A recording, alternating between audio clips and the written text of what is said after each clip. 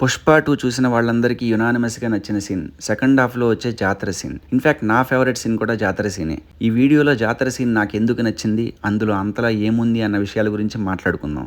జాతర scene Srivalli conceive అయిందని పుష్పకి తెలియడంతో అతని ఇన్నర్ కాన్ఫ్లిక్ట్ అబౌట్ హిజ్ లెజిటిమసీతో మొదలై పుష్ప గంగమ్మ తల్లికి ఆన్ ది స్పాట్ మొక్కు చెల్లించే ప్రాసెస్‌లో ఊగిపోతూ చేసిన తాండవంతో డివోషనల్ టర్న్ తీసుకుని ఇక్కడే డైరెక్టర్ తెలివిగా ఇంకో విలన్ ఇంట్రొడ్యూస్ చేయడంతో పాటు ఈ ఫైట్‌ని లీడ్‌గా వాడుకుంటూ పుష్ప ఇన్నర్ కాన్ఫ్లిక్ట్‌కి సొలేసిస్తూ శ్రీవల్లితో చెప్పించిన మోనోలాగ్తో జాతర సీన్ చాలా హై నోట్లో ముగుస్తుంది. మనం జాగ్రత్తగా గమనిస్తే సినిమా అంతా రప్ప అంటూ రఫ్ ఆడించే పుష్ప ఈ జాతర సీన్ మొత్తంలో మధ్యలో వచ్చే ఫైట్ ఒక్కటి పక్కన పెడితే రిమైనింగ్ పార్ట్ అంతా ఎమోషనలీ చాలా లోలో ఉంటాడు. పుష్ప 1 అంత పెద్ద హిట్ అవ్వడానికి కారణం పుష్పలో పైకి కనిపించే ఎదగాలి అని అతని కసి మాత్రమే కాదు, అతను ఎవరికీ చెప్పుకోలేని ఇన్నర్ కాన్ఫ్లిక్ట్ అయిన అతని ఇంటి పేరు. నిజానికి ఇన్నర్ కాన్ఫ్లిక్ట్ వల్లనే పుష్ప సినిమాని మించి పుష్ప క్యారెక్టర్ అందరికీ కనెక్ట్ అవుతుంది. కమింగ్ బ్యాక్ టు పుష్ప 2, అందుకే జాతర సీన్ లో శ్రీవల్లి ఇచ్చిన హైని పుష్పతో సమానంగా ఆడియన్స్ కూడా ఫీల్ అవుతారు. సుకుమార్ రైటింగ్స్ లో ఈ జాతర సీన్ ఖచ్చితంగా one of the best scenes.